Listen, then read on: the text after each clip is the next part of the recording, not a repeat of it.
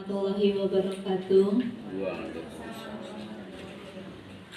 Yang terhormat Bapak Kepala Sekolah Bapak Nur Wahyudi dan yang saya hormati Bapak Ibu Guru semua. Sebelumnya saya mengucapkan banyak terima kasih karena telah meluangkan waktunya untuk mendukung saya dalam kegiatan akan membuat kulit kita menjadi lebih awet muda. Informasinya seperti itu. Mungkin Bapak Ibu bisa berhadap-hadapan dengan rekan di sebelahnya. Kalau tidak ada, mungkin bisa di depan atau di belakangnya. Kalau masih tidak ada, ya terpaksa harus tersenyum sendiri. Ya, kalau tersenyum itu berarti tidak mengeluarkan suara, hanya bibirnya ya melebar. Giginya boleh terlihat kok Bapak Ibu. Giginya boleh diperlihatkan. Oke, monggo saling berhadapan-hadapan dengan temannya, saling memandang. Kalau bapak-bapak jangan sama ibu-ibu ya, Pak Abi sama Bu Lia, Pak Abi sama Pak Bagus saja. Saya sama Sulat. Iya. Oke, mungkin bisa dimulai Bapak Ibu, saling tersenyum dengan temannya. Iya, tersenyum, jangan senyum-senyum sendiri yang penting ya. Oke, ibu-ibunya tambah cantik kalau tersenyum, bapak-bapaknya ya tambah ganteng. Oke. Saatnya jam ke-8 dimulai. Sebelum saya mulai, di sini ada It's kesepakatan time to forum begin the diseminasi. 8th lesson. Kesepakatan dalam forum diseminasi yang pertama adalah kita berusaha untuk saling menghargai siapapun yang berada dalam kegiatan ini. Dan yang kedua, menjadi pendengar yang baik. Yang ketiga, berbicara setelah dipersilahkan atau tidak memotong pembicaraan. Yang keempat, menjaga kebersihan ruang. Mungkin ada yang ingin menambahkan dalam kesepakatan kegiatan diseminasi? Boleh makan, boleh minum. Dilarang tidur. Iya, dilarang tidur, boleh makan dan boleh minum. Nanti bisa ditambahkan. Sepakat boten? Terima kasih.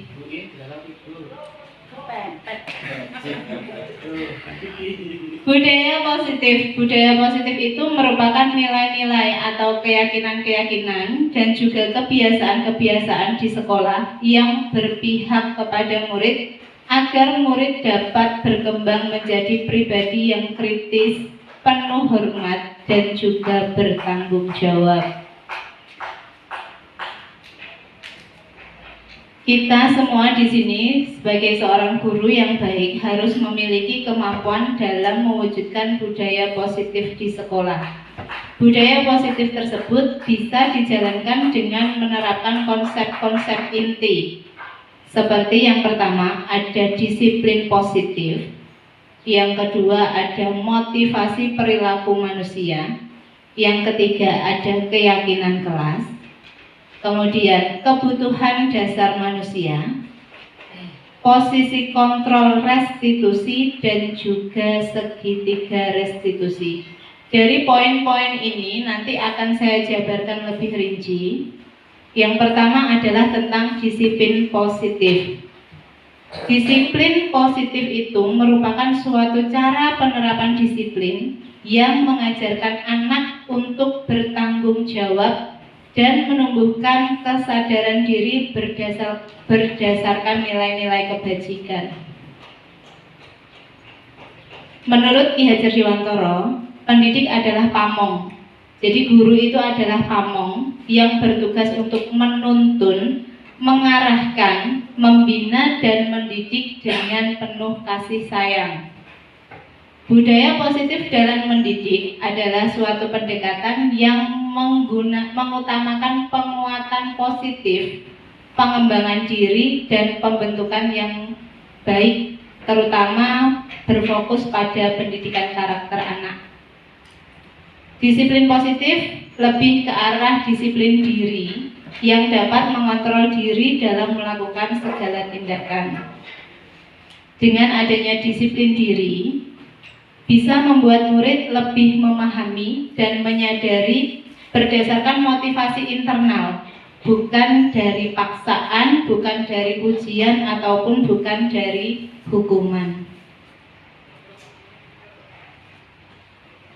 Di sini ada 6 karakter dalam profil pelajar Pancasila, karena kita sekarang mengembangkan kurikulum merdeka dan kita juga harus menerapkan 6 karakter ini. Yang pertama ada beriman dan bertakwa kepada Tuhan, mandiri, berkebinekaan global, gotong royong, kreatif, dan bernalar kritis. Nanti ke-6 karakter ini secara otomatis akan terbentuk dengan adanya budaya positif di sekolah.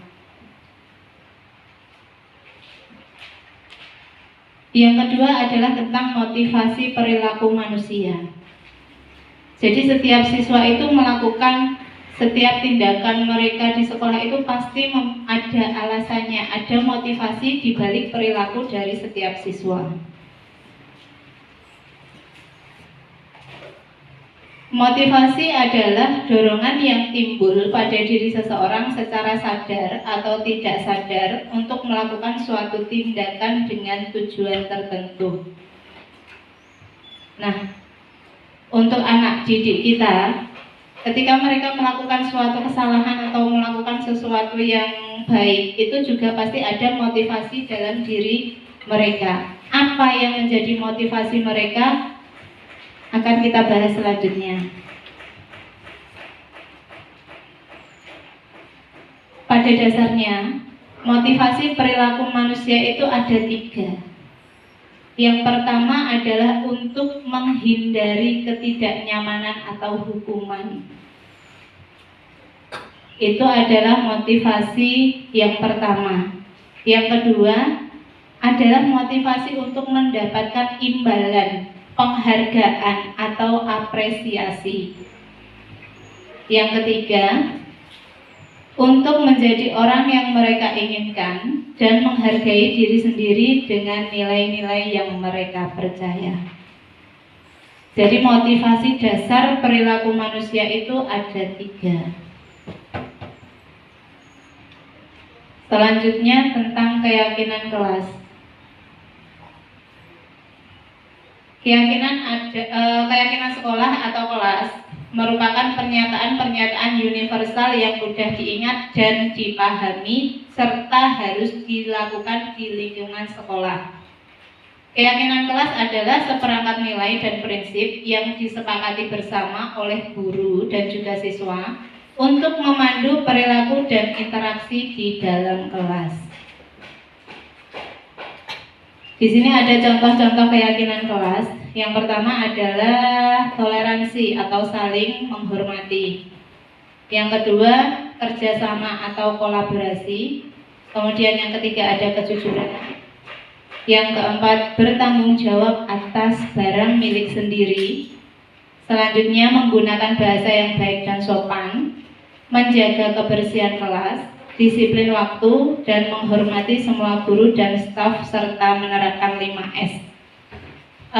Keyakinan kelas ini kemarin sudah saya terapkan di kelas saya, Bapak Ibu. Saya sudah mencoba membuat keyakinan kelas di awal pembelajaran, ketika pembagian wali kelas dan juga pengurus kelas itu sudah saya coba, dan ini beberapa dari keyakinan yang telah disepakati dari kelas kami di kelas 9C.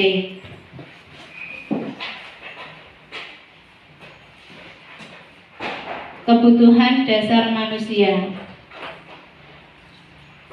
Tadi saya sudah mengatakan bahwa ketika seorang murid melakukan suatu perbuatan yang bertentangan dengan nilai-nilai kebajikan atau melanggar peraturan yang ada di sekolah, sebenarnya dikarenakan mereka gagal untuk memenuhi kebutuhan dasar mereka. Jadi selain motivasi yang menjadi latar belakang atau alasan mereka, mereka juga memiliki kebutuhan dasar yang tidak dapat dipenuhi. kebutuhan dasar manusia itu ada 5. Yang pertama adalah tentang kasih sayang dan rasa diterima.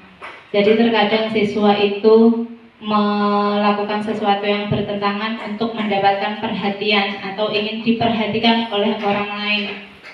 Bisa dari temannya atau mungkin dari bapak ibu gurunya. Yang kedua adalah untuk bertahan hidup. Yang ketiga adalah kebutuhan tentang penguasaan.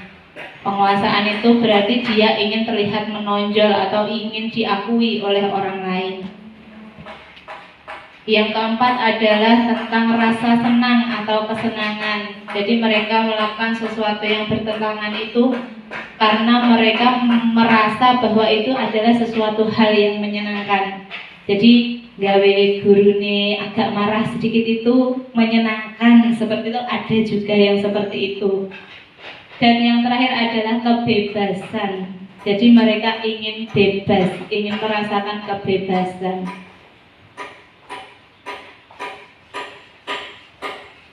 Posisi kontrol itu berarti kita sebagai guru akan menempatkan diri kita sebagai apa. Di sini ada sebuah kolom, ada identitas gagal, ada identitas berhasil, dan identitas berhasil. Kemudian di bawahnya ada tadi motivasi ada untuk menghindari hukuman, ada juga untuk mengharapkan imbalan atau ketergantungan pada orang lain, dan yang ketiga adalah untuk menghargai diri sendiri. Ini 3 poin ini adalah motivasi. Terus di bawahnya yang hitam ini adalah posisi kontrol guru. Jadi posisi kontrol guru itu ada 5. Yang pertama sebagai penghukum, yang kedua sebagai pembuat rasa bersalah, yang ketiga sebagai teman, kemudian ada juga yang berlaku sebagai pemantau, dan yang terakhir adalah sebagai manajer. Guru menempatkan posisi kontrolnya sebagai penghukum. Biasanya hal yang dilakukan adalah dengan menunjuk, membentak, menyindir. Itu berarti Bapak Ibu guru melakukan posisi kontrol sebagai seorang penghukum. Misalkan di kelas ada siswanya yang tidak mengerjakan tugas karena terbawa emosi, akhirnya Bapak Ibu guru, kamu maju ke depan, push up 30 kali. Nah, itu contoh dari posisi kontrol sebagai seorang penghukum. Kemudian yang kedua adalah membuat rasa bersalah.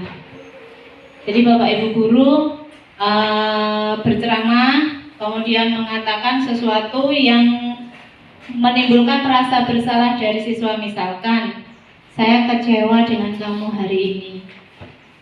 Seharusnya kalian itu tidak seperti itu. Seharusnya kalian itu membantu Bapak dan lain sebagainya. Itu adalah membuat rasa bersalah. Kemudian sebagai teman. Jadi ada juga Bapak Ibu guru yang mungkin memiliki kedekatan dengan siswa. Kemudian Bapak Ibu juga bisa membantu muridnya untuk membuatkan alasan ketika siswa melakukan sebuah pelanggaran. Sebagai pemantau berarti menghitung atau mengukur apa saja yang menjadi kesalahan siswa disesuaikan dengan peraturan sekolah. Kemudian untuk manajer berarti Bapak Ibu guru mengajukan pertanyaan, jadi menggali informasi apa saja yang menjadi alasan dan sebagainya dari siswa untuk melakukan kesalahan itu. Untuk hasil yang didapatkan, ketika Bapak Ibu guru melakukan posisi kontrol sebagai seorang penghukum, maka yang terjadi adalah siswa akan memberontak. Kadang siswa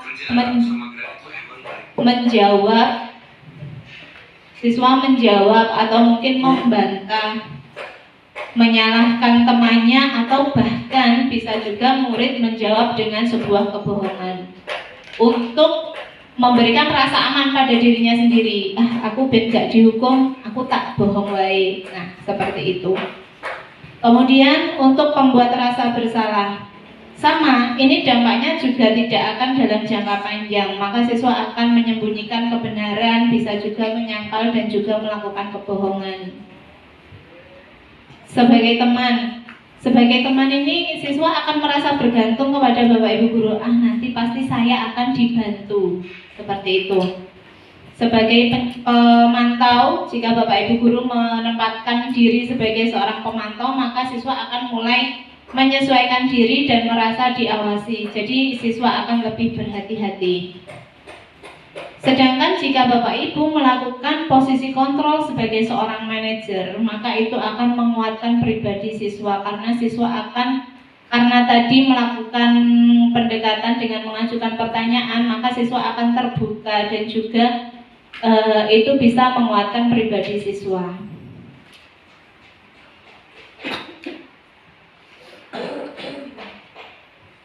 Ini kemudian yang poin terakhir, ada dampak pada murid.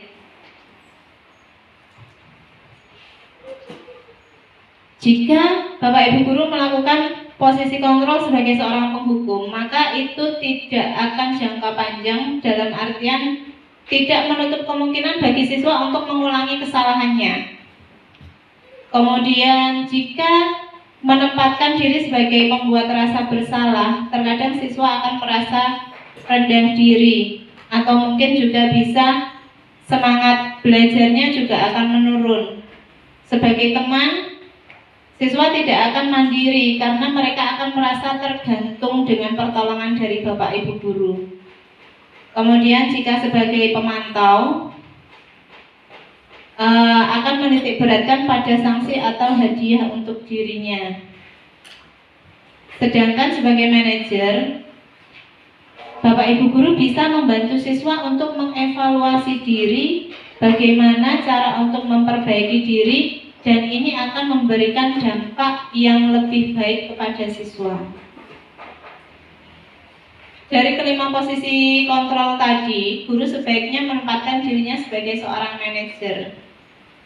Sebagai manajer, guru juga bisa berbuat sesuatu bersama murid, mempersilahkan murid bertanggung jawab, serta mendukung murid untuk menemukan solusi atas masalahnya sendiri.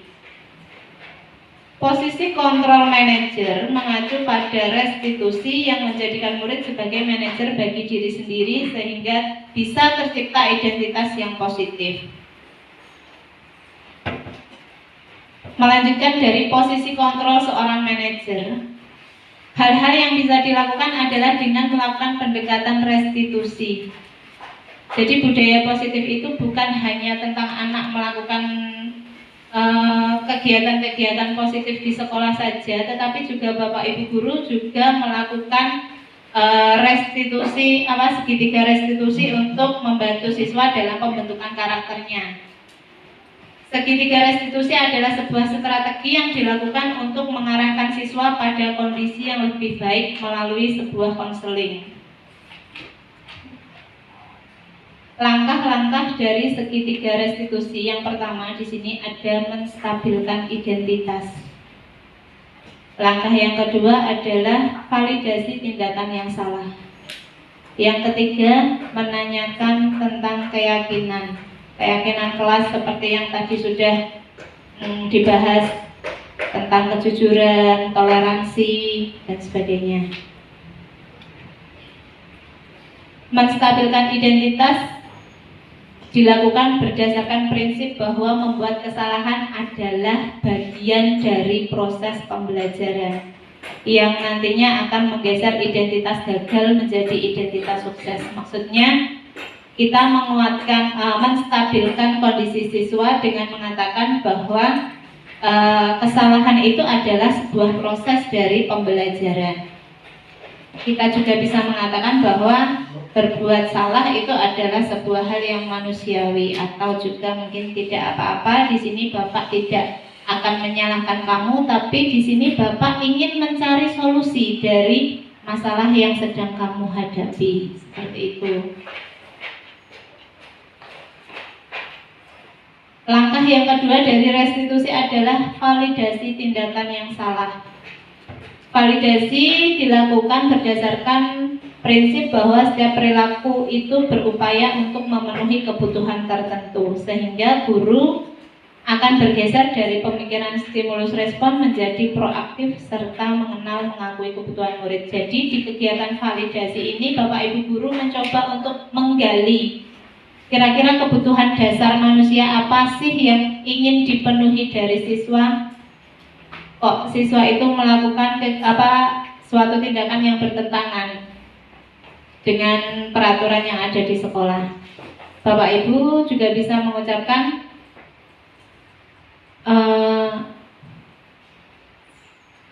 apa yang penting bagi kamu. Kamu pasti punya alasan untuk melakukan hal tersebut. Nah, nanti setelah itu Bapak Ibu guru coba bisa menggali informasi lebih lanjut tentang kebutuhan dasar anak apa yang ingin dipenuhi.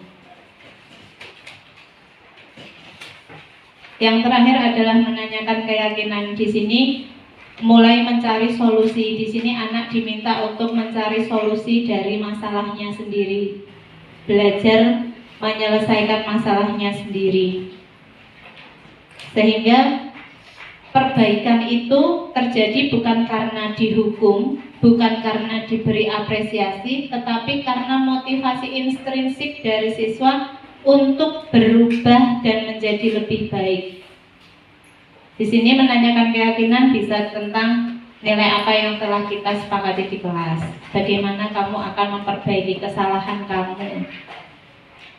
Jadi menawarkan cara apa yang akan dilakukan untuk memperbaiki kesalahan.